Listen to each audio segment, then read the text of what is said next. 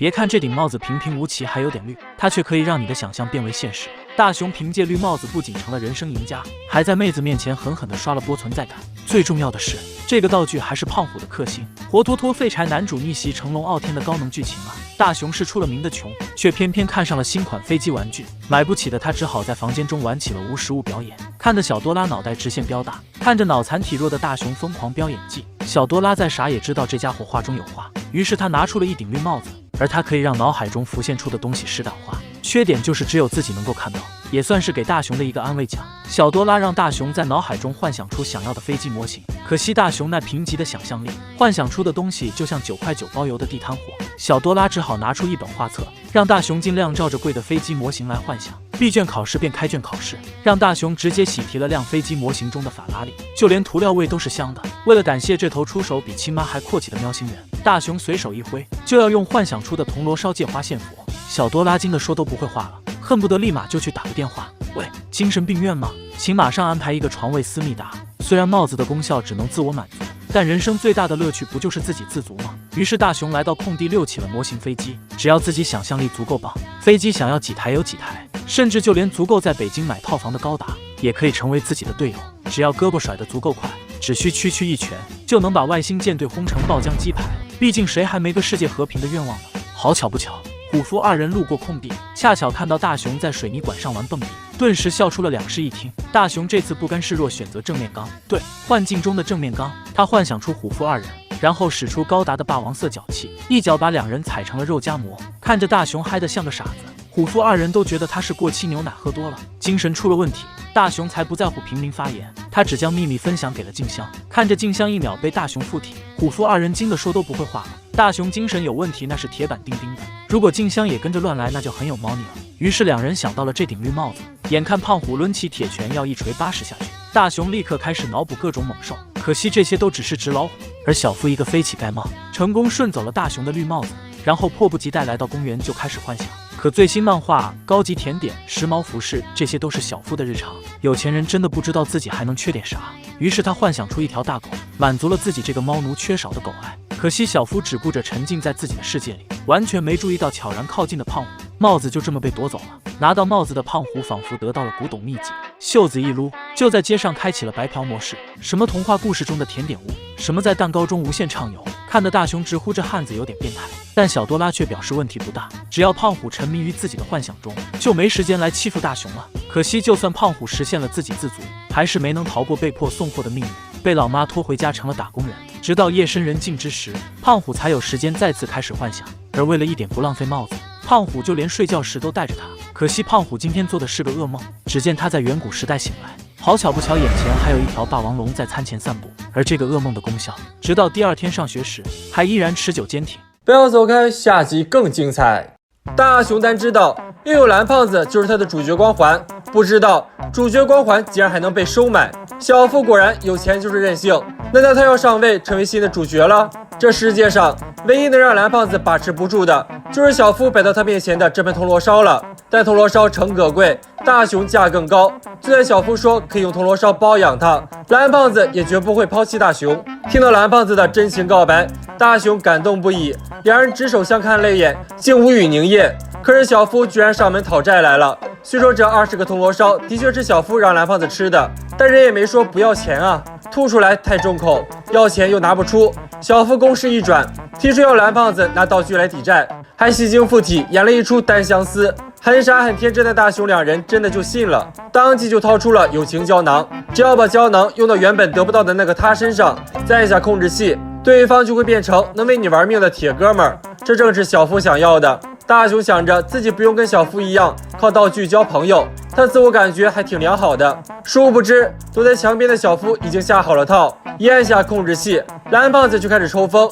扔下大熊转头奔向小夫，那架势跟10年没见似的。看到小夫手里的遥控器，大熊就知道蓝胖子这是被自己的道具给坑了。他来不及多想小夫是怎么操作的，冲上去拖住蓝胖子不让走。看蓝胖子迟疑了，小夫又加大力度来洗脑蓝胖子，大熊只能看着250斤的铁拳招呼过来，目送两人离去。小夫带着蓝胖子遇到有事没事就咬大熊的那条狗时，又装出一副矫情的样子，要蓝胖子给他出气。无奈之下，蓝胖子只好戴上狮子嘴巴，一声河东狮吼，把狗吓得屁滚尿流。小夫还没过瘾，有了蓝胖子的竹蜻蜓和任意门，以后想上天就能上天，想下海就能下海。可想而知，大雄看到这一幕得有多憋屈。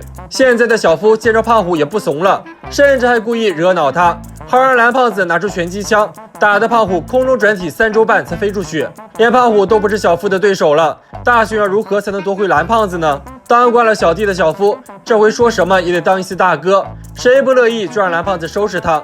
可还没等他说服蓝胖子，就被小伙伴们团团围住，开始了惨无人道的群殴。蓝胖子本来都出手了，控制器却意外的被踩坏了。清醒过来的他赶紧离开了这个是非之地，只留下被打得体无完肤的小夫。蓝胖子和大雄重逢后，才知道自己身上有友情胶囊，可是浑身上上下下里里外外都没找着。就这一会儿功夫，小夫又把控制器修好了。蓝胖子再次被洗脑，追着大雄捶出了3个大包、2行眼泪和一颗破碎的心，领着蓝胖子回了家。小夫先是继续用道德绑架的手段，让蓝胖子拿出了学习机器人，帮他写作业，接着还要能造钱的、能当歌手、明星的道具。还好控制器又失灵了。等小夫费老大劲儿把控制器修好，蓝胖子已经抓住机会跑路了，然而却因为太心急而一头撞到相扑大哥身上，当场晕倒在地。大雄正好路过，发现友情胶囊居然就粘在了脚底板上。见蓝胖子醒来，大雄随手把友情胶囊一扔，又跟之前一样如胶似漆的了。追过来的小夫按下控制器，可是迎接他的并不是250斤的蓝胖子，而是500斤的相扑大哥，把他抱在怀里，说什么都不肯松手。这就是传说中的最萌体型差吧？要是这次的道具让大雄来用，大家觉得他会用在谁身上呢？不要走开，下集更精彩。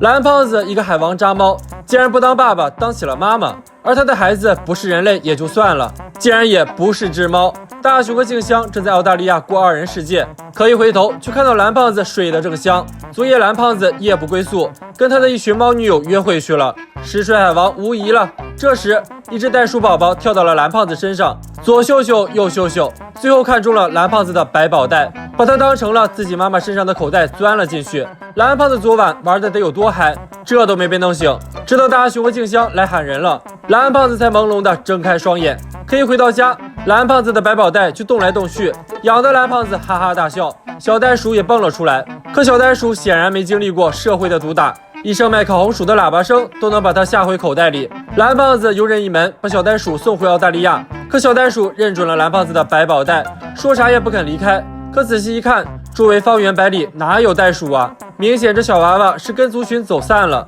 蓝胖子只能张开胸怀当起了袋鼠妈妈，两人还温馨的给袋鼠宝宝起名叫跳跳。可老妈明文规定加州不能养宠物，所以袋鼠一定要藏好。可这么丰盛的晚餐，有哪个可爱的小动物能扛住诱惑？大雄当起了爸爸，终于给小袋鼠喂饱了。可下一秒，小袋鼠就掏出了放大灯，一波扫射，足够大雄家吃1年的了。蓝胖子突然感到肚中一暖，于是纸尿裤袋鼠上线了。本以为睡个美容觉能缓解一天的疲惫，可没想到袋鼠冲破避暑门，直接将大雄大门糊面。第二天，大雄拖着疲惫的身体去上学，蓝胖子被累的也快从猫变成熊猫了。这一睡就睡到了大雄放学，可袋鼠却不在口袋里了。两人赶紧下楼，我的乖乖哟，不应该叫你袋鼠，应该改叫你二哈。老妈也在这个时候回来了，袋鼠逃得倒是快，两个小家伙可就没那么幸运了。只见女帝老妈两眼放光，下场可想而知。静香在树中找到了小袋鼠的品种，众人决定要帮他找到家人。蓝胖子拿出袋鼠运动裤，穿上之后就可以像袋鼠一样跳跃，袋鼠的腿就像安了弹簧一样，跳起来完全不费劲儿。可听蓝胖子说澳大利亚东西长有4000千米后，大雄立刻泄气了，但小袋鼠却嗅到了什么。众人跟着小袋鼠终于找到了袋鼠的族群，可小袋鼠却略显害怕，刚奔向族群就被袋鼠界中的胖虎一套陈年老脚打回了蓝胖子的口袋中。为了不再被驱赶，只有一个办法，那就是让跳跳变强。于是小镇中最强的男人成了袋鼠的陪练，可胖虎是人畜皆怕，小袋鼠直接被吓跑。但这么可爱的小袋鼠也是有梦想的，于是在一次次击拳中，终于迎来了决战的日子。袋鼠界中的胖虎再次前来，大战一触即发。只见两只袋鼠扭打在一起，可短手的跳跳很吃亏，败下了第一局。但跳跳并未放弃，可眼见陈年老脚再次袭来，蓝胖子用大脸挡住了伤害，直接被踢飞40米。眼见自己的小妈被人打，跳跳又恢复了斗志，一拳接一拳，从空地打到蓝胖子的口袋里，又从口袋里打回空地。终于在跳跳的不懈努力下，得到了袋鼠界胖虎的认可。跳跳跟着袋鼠回到了族群中，也终于找到了分别多日的妈妈。虽然很不舍，但人总要学会成长。在我们的生命中会遇到很多人，为了可以追上他们的脚步，小伙伴们也要努力哦。蓝胖子除了有小咪一个猫女友外，还有哪些猫女友呢？小伙伴们知道吗？